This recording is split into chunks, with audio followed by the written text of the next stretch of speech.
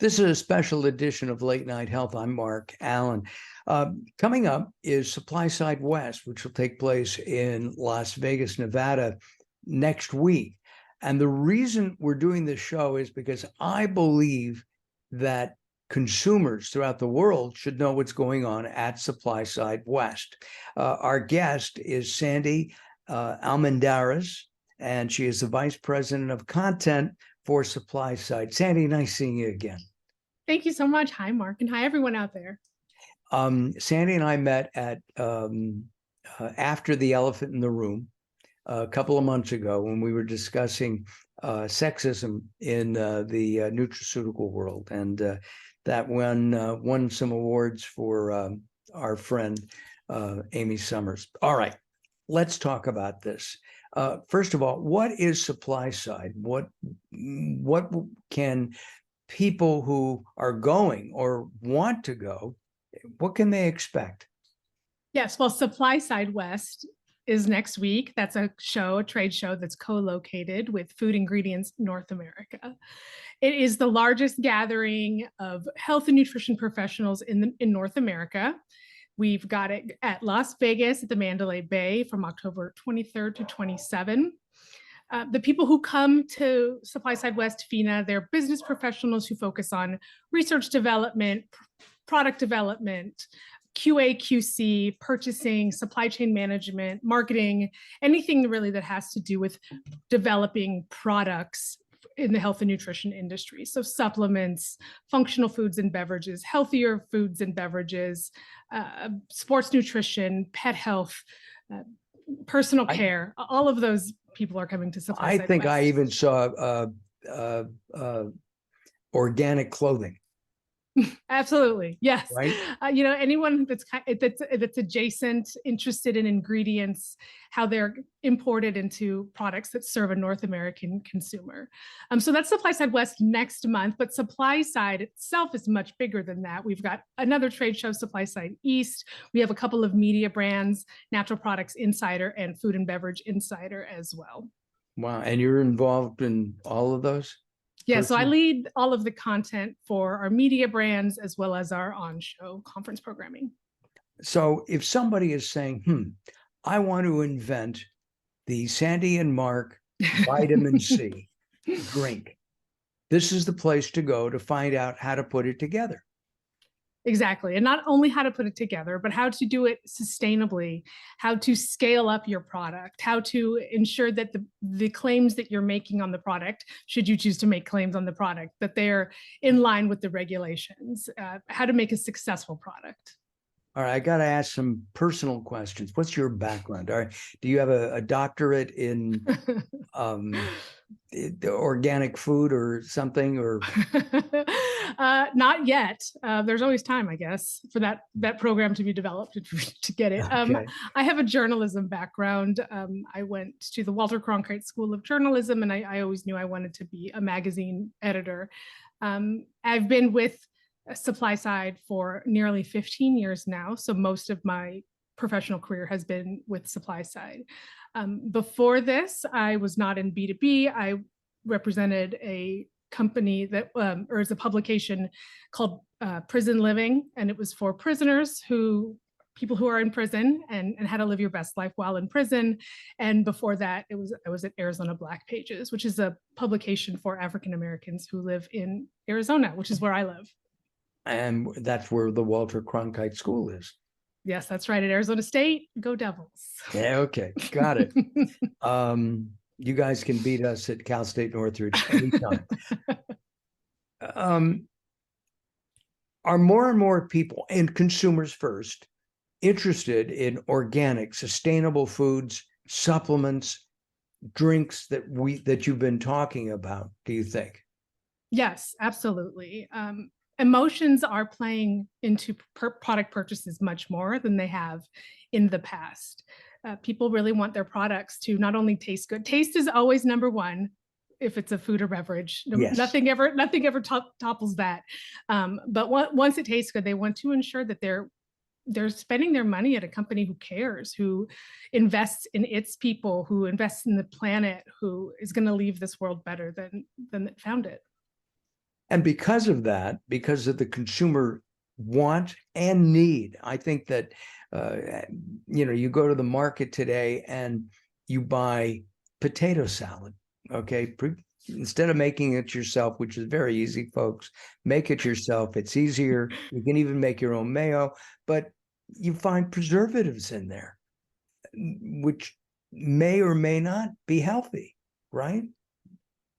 Absolutely. I mean, and I'm not here to say all preservatives are bad or that they are not, I mean, of course, you want your food to be preserved, so you have preservatives, but you can find at our show within the Food Ingredients North American section some preservatives that are less harmful, that are better for you, that are better for the environment, And among this is, other ingredients, of course. of course, and this is international.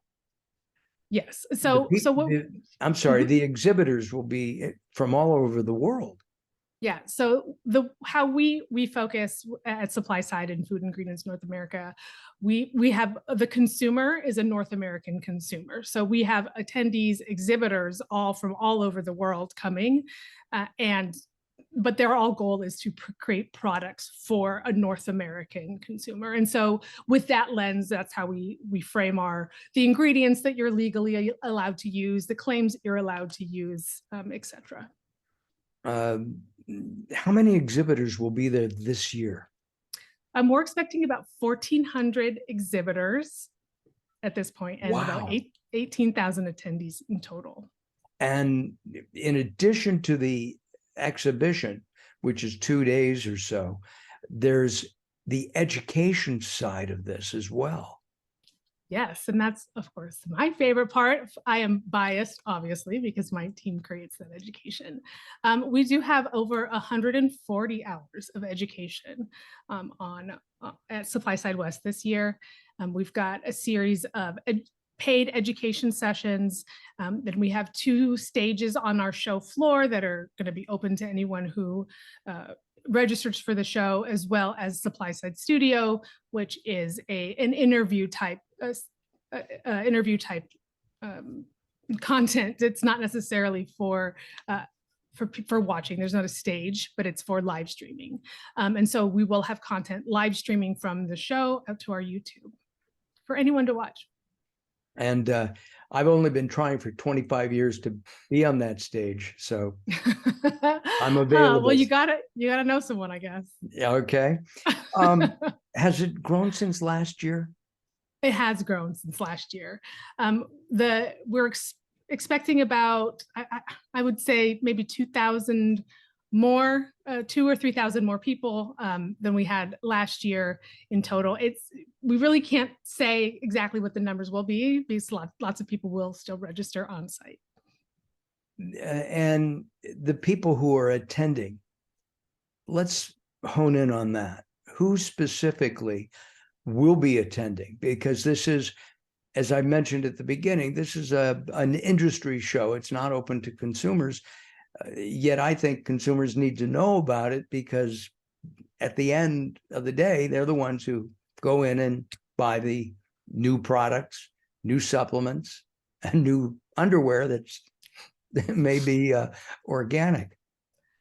Yeah, I agree. I think it's important that consumers know about Supplyside, all the things that we offer, and the commitment from this industry that the reason we all get together is to create better products, to create products that bring more health to more people, that help people feel better and take these nutrition products and ultimately live healthier lives.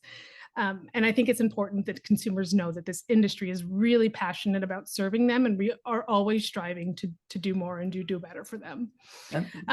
Yeah, and so I was going to say that the parent company is very involved with things like sustainability, Informa. Absolutely. We have a lot of sustainability initiatives at Supplyside West, as well as greater within Informa. It's a very large commitment from our company. Let's talk about sustainability as we kind of wrap up what we've been talking about. What is sustainability?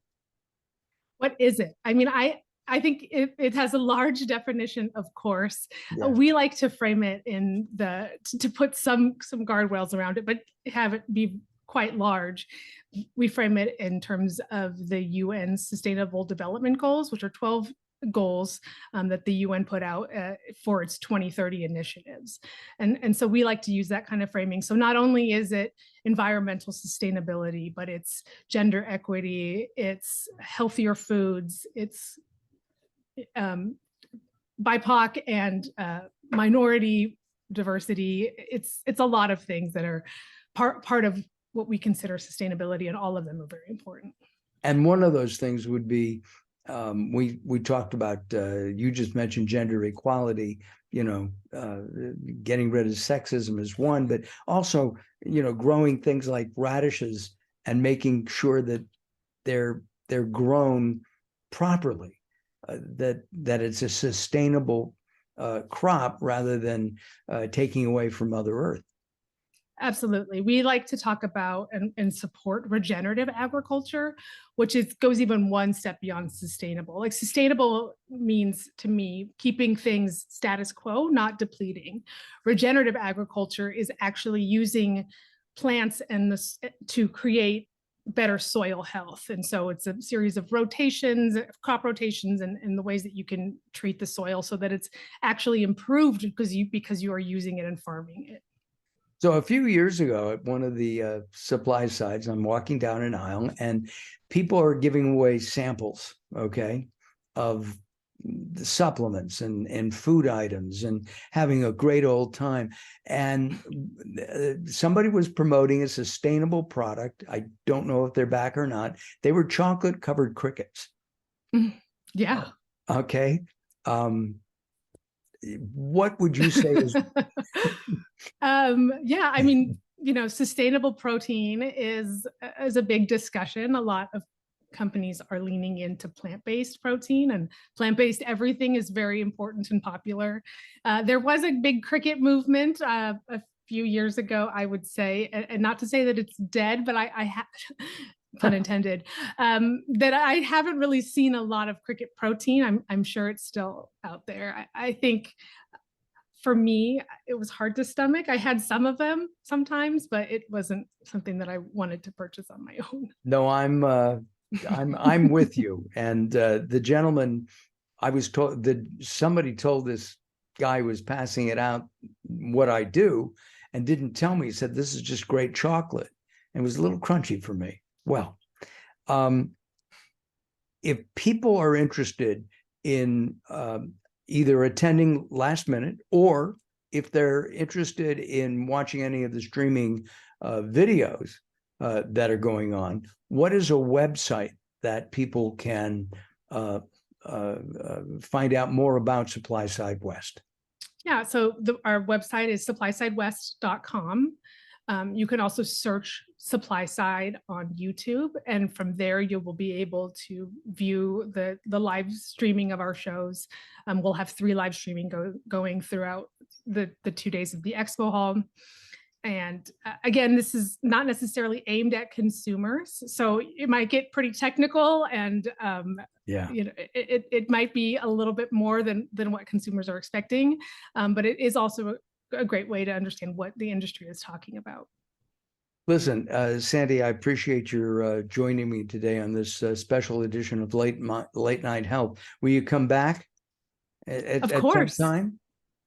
Of course, absolutely, Mark. This is really lovely. It was great to see. Throughout our program, we've had the website up there, supplysidewest.com. You can find out more information about all the activities that are happening there and some of the other shows that Informa does as well. Thank you again, Sandy. I'm Mark Allen. This is Late Night Health.